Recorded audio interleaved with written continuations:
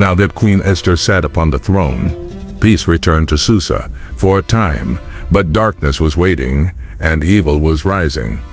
There was a man in the court named Haman, son of Hammedatha, an Agagite descendant of Israel's ancient enemies. King Xerxes elevated him above all the officials, and every servant at the king's gate was ordered to bow before him. But one man refused, Mordecai. He would not bow nor show him honor. Haman burned with rage, but to punish Mordecai alone wasn't enough for him. He sought to destroy all of Mordecai's people, the Jews throughout the empire of Persia. Haman cast the poor lot to decide the most favorable day to strike. And then he went to the king, cloaking his hatred in clever words. "There is a people scattered across your provinces, O king. They keep different laws. It is not in your best interest to tolerate them. Let a decree be written to destroy them, and I will pay 10,000 talents of silver into the royal treasury." And the king agreed. He removed his royal ring and handed it to Haman. Scribes were summoned.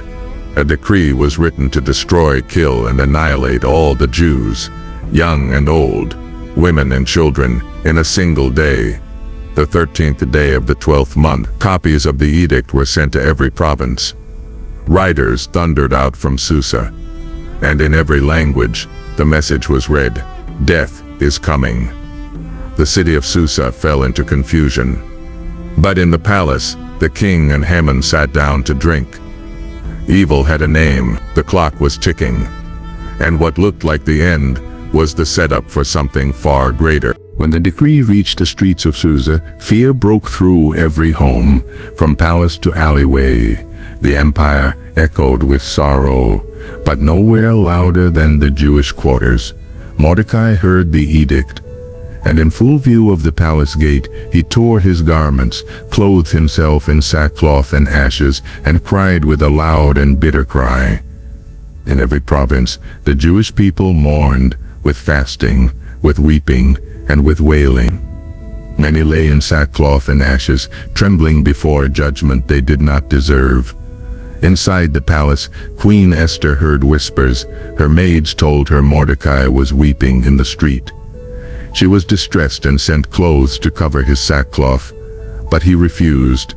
Through a trusted servant named Hathach, Mordecai sent a message. He explained everything, the money, the plan, the decree, and he begged Esther, "Go to the king, plead for your people." But Esther replied, "Everyone knows that if anyone, man or woman, approaches the king without being summoned, they are to be put to death, unless he extends the golden scepter, and I have not been called for 30 days. And Mordecai answered, "Do not think you will escape in the king's palace. If you remain silent at this time, relief will come from another place. But who knows whether you have come to the kingdom for such a time as this?" Esther's heart pounded, but her spirit stood tall. "Go, gather all the Jews who are in Susa, fast for me. Do not eat or drink for 3 days, night or day. I and my maidens will fast likewise, and then I will go to the king, though it is against the law. And if I perish, I perish." The world was against her, the law was against her, but heaven was behind her. On the 3rd day of fasting, Esther rose. She was no longer just a woman, she was an intercessor, a vessel of purpose in royal robes. She stood before the entrance to the king's inner court. To walk through that door without being summoned meant death, unless the golden scepter was extended. King Xerxes sat upon his royal throne, facing the entrance, and then he saw her. She moved forward, heart racing. Each step a prayer, each breath a surrender. And the king held out to her the golden scepter. Esther approached and touched its tip. She had crossed the line and lived. Then the king said, "What is it, Queen Esther? What is your request? Even up to half the kingdom it shall be granted." But Esther did not speak of the edict. Not yet. She had been given favor. Now she needed the right moment. "If it pleases the king," she said, "let the king and Haman come today to a banquet I have prepared for him." The king came, and so did Haman. They drank wine, and again the king asked, "Now tell me, Esther, what is your petition?" But again Esther waited. "If I have found favor," she said, "come again tomorrow.